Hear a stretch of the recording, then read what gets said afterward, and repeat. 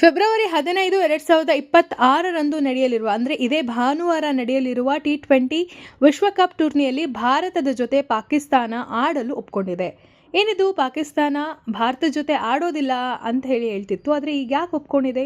ಇದೆಲ್ಲದಕ್ಕೂ ಪ್ರಶ್ನೆ ಇಲ್ಲಿದೆ. ಬಾಂಗ್ಲಾದೇಶವನ್ನು ICC T20 ವಿಶ್ವಕಪ್ 2026ರ ಟೂರ್ನಿಯಲ್ಲಿ ಹೊರಗಿಟ್ಟ ಬೆನ್ನಲ್ಲೇ ಬಾಂಗ್ಲಾದೇಶನ ಸಪೋರ್ಟ್ ಮಾಡಬೇಕು ಅಂಥೇಳಿ ನಾವು ಭಾರತದ ಜೊತೆಗೆ ಆಡೋದಿಲ್ಲ ಅಂಥೇಳಿ ಪಾಕಿಸ್ತಾನ ಶಪಥವನ್ನು ಮಾಡಿತ್ತು, ಬಹಿಷ್ಕಾರವನ್ನು ಹಾಕಿತ್ತು. ಆದರೆ ಇದೀಗ ವಿಶ್ವಕಪ್ ಟೂರ್ನಿ ನಡೆಯುತ್ತಿದ್ದಂತೆ ಪಾಕಿಸ್ತಾನ ತನ್ನ ಮಾತಿಗೆ ಯೂ ಟರ್ನ್ ಹೊಡೆದಿದೆ.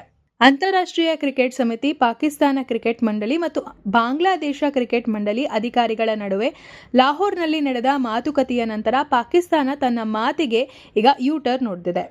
ಹೌದು, ಈಗ ಭಾರತದ ಜೊತೆಗೆ ಪಾಕಿಸ್ತಾನ ಆಡಲು ಸಮ್ಮತಿಯನ್ನು ಸೂಚಿಸಿದೆ.